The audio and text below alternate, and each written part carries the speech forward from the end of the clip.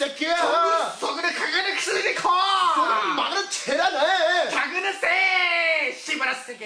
이라는 새끼야. The first JK video I ever saw was Korean History Channel. I remember when I did first watch it, I was really fascinated how in tune Bart and Joe were into their characters, because for me, in my community, majority of the Asians that I knew were Chinese. And so to see a different perspective and a different like ethnicity, like explaining like their point of views on like how like Koreans are the shit, I thought that was like hilarious.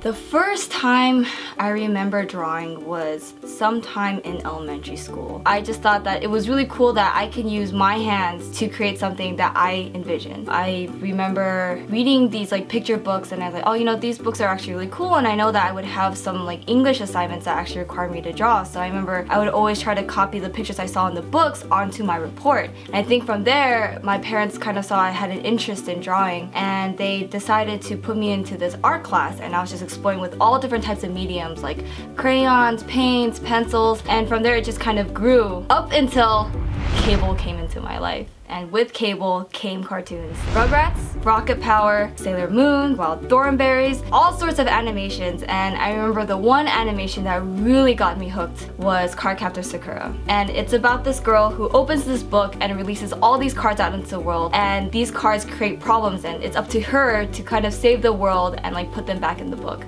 And I remember there's a lot of character development in her, and I felt like I could relate to her because I felt like I was kind of a weak person at that time, and then just to see her grow into a stronger character, I kind of wanted to be more like her. I felt like I've learned a few things from this show as well as other shows. I think it's really cool to integrate something of like a beautiful art form into teaching kids like how to be. When I was younger, definitely my mom was the strict one and my dad was the very easygoing one. So my mom was bad cop, my dad was good cop. And I remember my dad would always tell me and my siblings to just do whatever we had a passion for and what our interest is. And for my mom, it was more of, you need to have a solid education. You need to be smart, and being a tiger mom, like, you need to do this. But then as time went by and with my siblings kind of trailblazing the way for me a little bit, my mom can like slowly loosen her reins and wasn't as strict as she was before.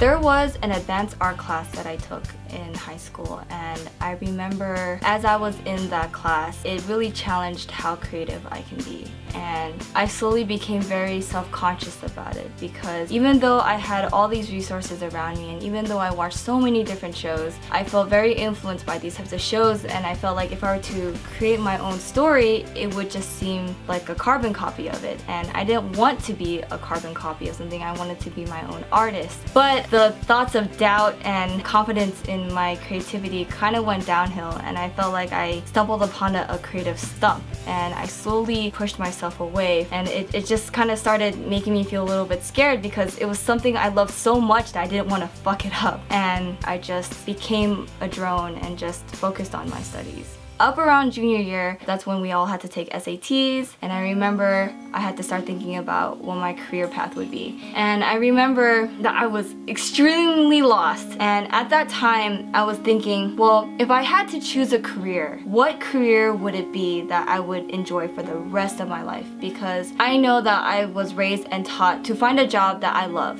What about art? Because I still like animation. I think animation is really cool. I thought about it, and then I told my parents that, hey mom, dad, I actually want to go to art school. And my dad, he was like, okay, well, as long as you enjoy art, then by all means go ahead and do it. And with my mom, I can see in her face that she was not really into the idea, but because she saw how determined I was and like how serious I was about my decision, then my mom was saying, okay, well, fine, go ahead. And so I remember I got into the Cal State Long Beach program. As I was taking these art classes, I was really pushing myself to become a better artist, and hopefully like the insecurities that I had in high school would just pretty much go away. And I remember towards the end of my college career, I started to feel the same feeling again, where I was pushed to try to become more creative or to come up with like my own original ideas. And from there I just started to like shelter away again, because once you go into the real world, you're only a one-man team. You're by yourself, and how are you gonna make it out as an animator if you can't even come up with your own original story? story. And so I remember in my storyboarding class, we had a group project, and in that group project, I remember some of my classmates, they struggled with one part, like maybe drawing backgrounds, and then another classmate was like struggling with drawing characters. And my classmates, they didn't really get along with each other. I remember I had to become the middleman. And I remember I was just trying to like make this project work, and like they were working along with me too. And I think working with the group helped me realize that I don't necessarily need to be creative.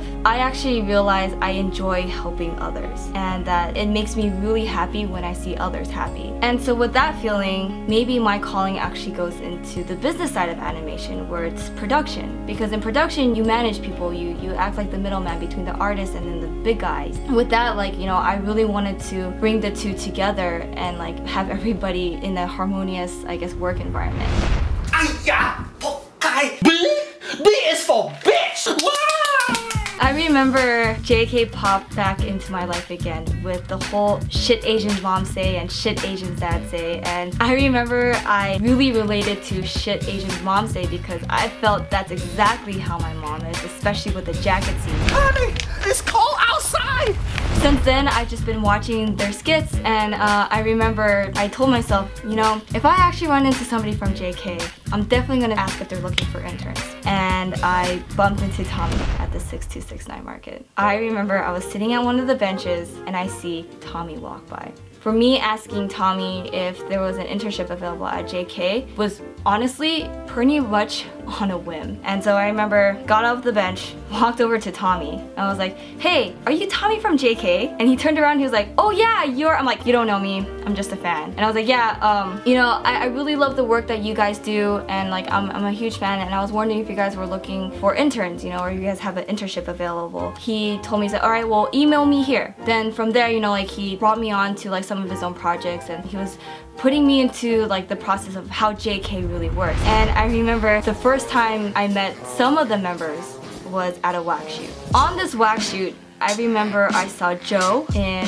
his Asian mom outfit. I remember I had to keep my cool, and so when I saw Joe in the Asian mom outfit, I was like, oh my god, that's Joe. That's Joe. That's Asian mom right there. That's right, little Buddha, big mommy.